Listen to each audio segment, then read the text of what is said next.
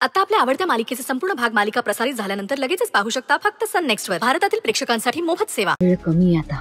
असं नुसतं कुरत बसून नाही चालणार. काहीतरी हालचाल करावीच लागेल तुला.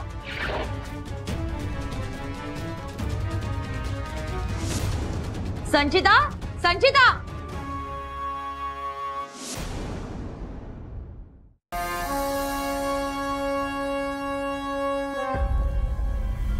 तू सरपंचांना ओळखत नाही.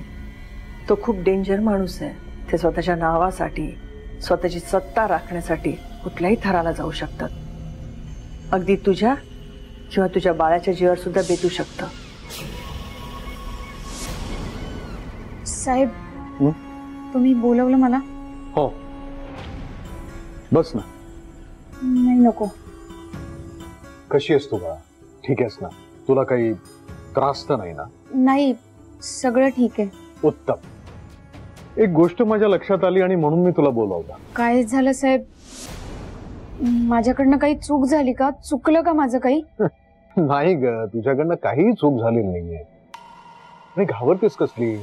वेडी आहेस का तू? अजिबात घाबरू नकोस.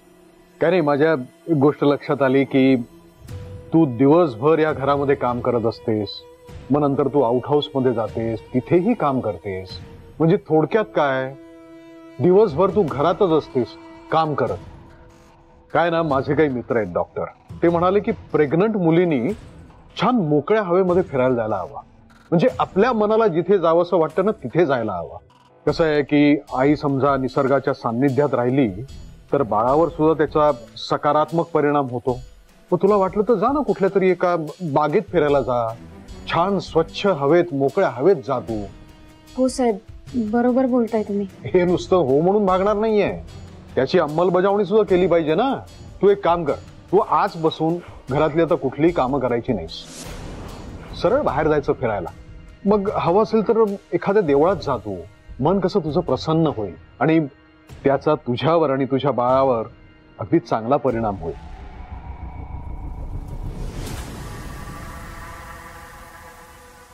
हे बघ स्वानंद, म्हणजे हा माझा सल्ला.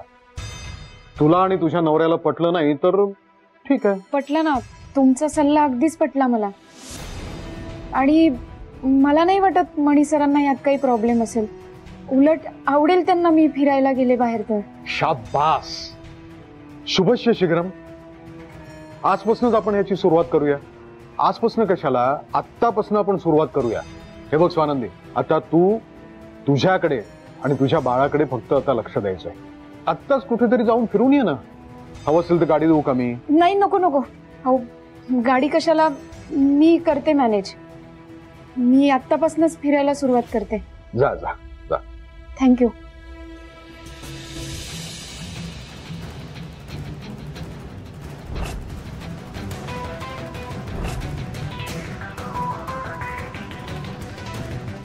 हॅलो, मी एक फोटो पाठवतो.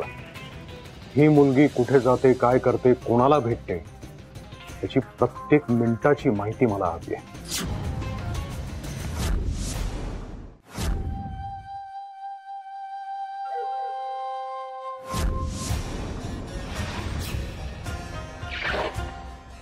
संचिता, इथे काय करतेस? मम्मा, तुमच्या माहेरचं घर खूप मोठं असेल ना? म्हणजे काय, खूप मोठं घर आहे. तुम्ही माहेरी गेल्यानंतर तुम्हाला राहायला वेगळी रूम असते का? अर्थात. मम्मा, तुमच्या रूम मध्ये एखादी एक्स्ट्रा व्यक्ती राहू शकते? एक्स्ट्रा व्यक्ती? मध्येच काय संचिता तुझं अचानक? हं? आणि माझ्या माहेरची चौकशी तू कशाला करतेस? सांगते. मम्मा, कसं आहे, आता काही महिन्यांनी तुम्हाला आपलं घर सोडावं लागेल. तुमच्या बरोबर मलाही सोडावं लागेल. मग आपण दोघी तुमच्या माहेरी राहू शकू की नाही हे जरा फाइंड आउट करत होते. मला घर सोडायला लागेल आणि तुला पण का? हे बघ संचिता, का आहे ते स्पष्ट बोल. मला कोडी सोडवण्यात अजिबात इंटरेस्ट नाही. पण मम्मा, आता कोडी सोडवायची सवय लावून घ्या. कारण स्वानंदीच्या पोटात जे कोडं वाढतंय ना, ते भल्या भल्यांना सुटणार नाही. आणि ते एकदा जन्माला आलं की मग आपलं या घरातलं अस्तित्व काय आहे, ते आहे की नाही याचं कोड आपल्या सगळ्यांना पडणार. म्हणजे मम्मा, मला जे दिसतं ते तुम्हाला दिसत नाही का हो? जरा डोळे उघडा आणि नीट बघा. मगाशी इथे स्वानंदीला डॅडनी बोलावून घेतलं का? कारण तिच्याशी काहीतरी महत्वाचं बोलायचं होतं. आता तुम्ही होतात, मी होते, सुजित सुद्धा आहे, आपण घरची माणसं होत ना. पण तरीही त्या आश्रिताच्या बायकोला का बोलावून घेतलं? तिच्याकडे काय महत्वाचं काम असेल मामा? तुम्हाला कळतंय का काही? आपल्याला या घरात काहीही किंमत नाहीये मामा. आता फक्त ती प्रेग्नंट आहे तर डॅडची इतकी सिंपथी मिळवतीये. विचार करा, तिला जेव्हा बाळ होईल ना तेव्हा डॅडना किती नाचवेल ती. आणि आपण काय? आपण होणार या घरातलं पोतेर. हो ग संचिता, बरोबर बोलतीयस तू. हे तिच्या खूपच आहारी गेलेत. सतत तिची बाजू घेत असतात आणि ती घेताना सुजी तुला मला काय वाटेल याचा विचार करत नाहीत. वाटेल तसं बोलतात आपल्याला. मामा, म्हणूनच म्हणते तुमच्या माहेरी आपली सोय करा, कारण आपल्याला जायला लागणार आहे भविष्यात तिकडेच. असं कसं घर सोडून जाईन? मी घर सोडून जाईन? त्या स्वानंदीचं बखोट धरून तिला घराच्या बाहेर काढेन मी. मामा, चिल चिल चिल. तुमचं म्हणणं बरोबर आहे, पण स्वानंदीचं बाळ जन्माला आल्यानंतर हे अशक्य आहे ना. त्यामुळे जे काही करायचंय ते आत्ता करायला लागणार आहे आपल्याला. एकतर स्वानंदीचं बाळच या जगात येऊ द्यायचं नाही, किंवा ते बाळ जन्माला येण्याआधी स्वानंदीला संपवायचं. तुझं म्हणणं पटतंय, पण ती स्वानंदी प्रत्येक वेळेस वाचते. काय करावं काहीच कळत नाही. मम्मा, तिकडे बघा बघा, आपल्या लॉन मध्ये गवत खूप वाढलंय ना. आणि माळी काका सुद्धा आलेले नाहीयेत.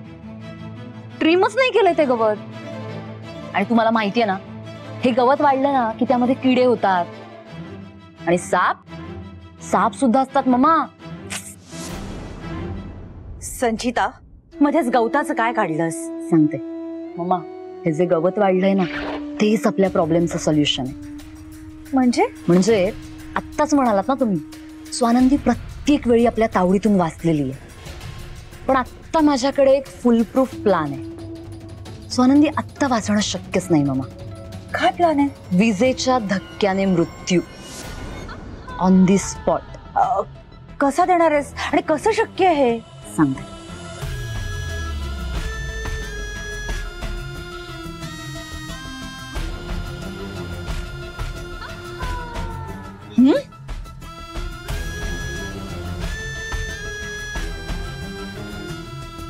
डन.